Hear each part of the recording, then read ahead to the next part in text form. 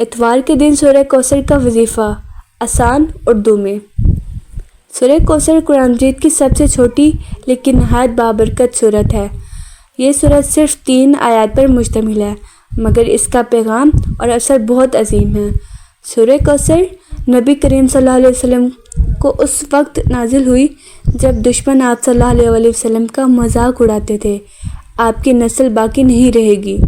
تب اللہ تعالیٰ نے آپ صلی اللہ علیہ وسلم کو تسلی دی کہ ہم نے آپ کو الکوثر عطا کیا ہے، یعنی بے شمار خیر، برکت، رحمت اور ایک خاص نہر جو قیامت کے دن جنت میں صرف آپ صلی اللہ علیہ وسلم کو عطا کی جائے گی۔ اسی وجہ سے اس سورت کو پڑھنا دل کو سکون، ذہن کو روشنی اور زندگی میں برکت عطا کرتا ہے۔ اتوار کے دن سورہ کوثر کا وظیفہ کرنا بہت فائدہ مند اور باعث برکت عمل ہے۔ اتوار کو ہفتے کا پہلا دن سمجھا جاتا ہے، اور اگر اس دن ہم اللہ تعالیٰ کے نام سے اور قرآن کی بابرکت سورت سے اپنا دن کا آغاز کریں تو پورے ہفتے میں اللہ تعالیٰ کی مدد شامل حال رہتی ہے۔ سورہ کوثر کا ورد رزق، عزت، محبت، دشمنوں سے حفاظت اور دل کی مرادوں کے لیے بہترین مانا جاتا ہے۔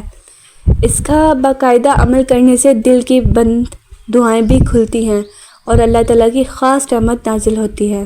اتوار کے دن سورہ کوثر کا وظیفہ کرنے کا طریقہ یہ ہے کہ آپ صبح کے وقت یا فجر کے بعد باوضو ہو کر کسی صاف جگہ پر بیٹھ جائیں۔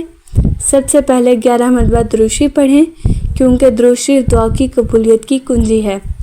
اس کے بعد سورہ کوثر کو 129 مرتبہ پڑھیں۔ اس تعداد کی روحانی اہمیت بھی ہے اور علماء نے اسے مجرب بتایا ہے۔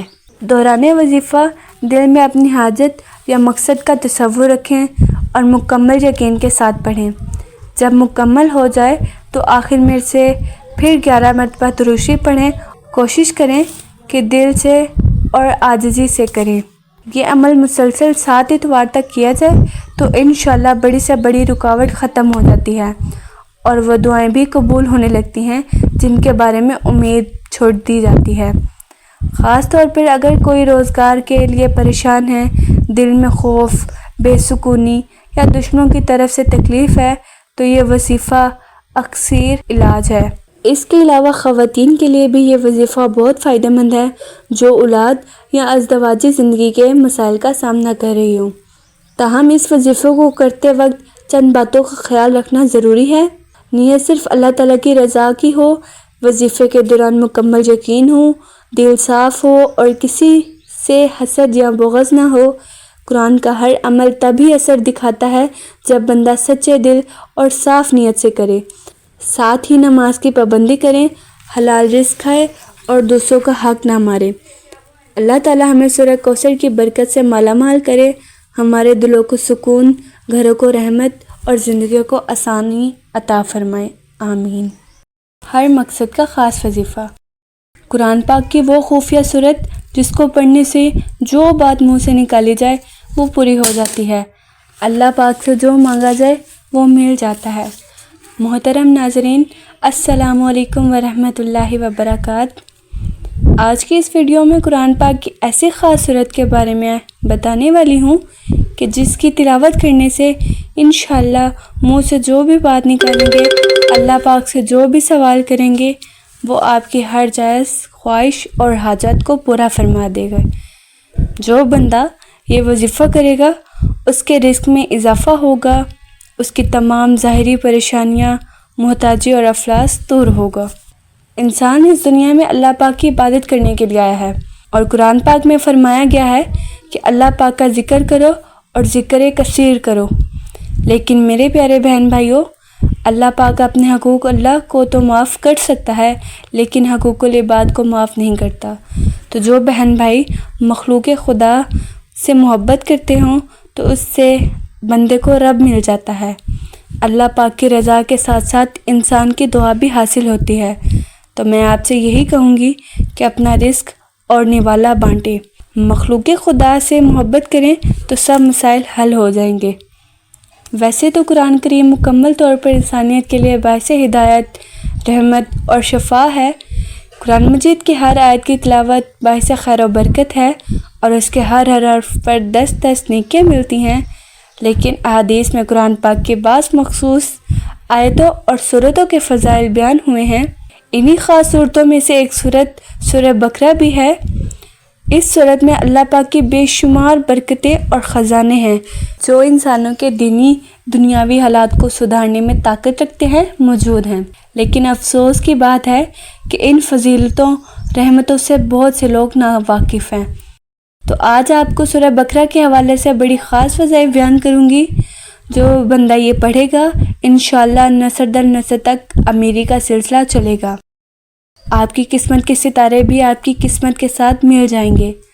آج جو ہماری بہنیں یہ کہتی ہیں کہ گھر سے تنگ دستی جانے کا نام ہی نہیں لیتی، ضروریات زندگی کی کمی کا سامنا ہے، تو انشاءاللہ یہ تمام محتاجی دور ہوگی۔ کسی کے سامنے جھکنا نہیں پڑے گا اور اللہ پاک آپ کے جائز مقاصد کو پورا فرمائے گا۔ اللہ والو، جو بندہ رب کے در پر حاضر ہو جاتا ہے اللہ پاک اس کو ہر دنیاوی درد سے نجات عطا فرماتا ہے۔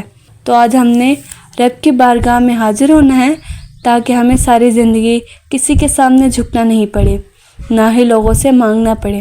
بس رب کی بارگاہ سے آج مانگ لے، سوال کر لے۔ جو بندہ اللہ کے ساتھ اپنا تعلق مضبوط کر لے، اللہ کے ساتھ اس کی جو محبت ہے وہ حقیقت میں بدل جائے، تو رب بھی اپنے اس بندے کو نوازتا ہے، اپنے خصوصی قرب عطا فرماتا ہے، اس کو کسی کے سامنے جھکنے نہیں دیتا، غلامی کرنے نہیں دیتا۔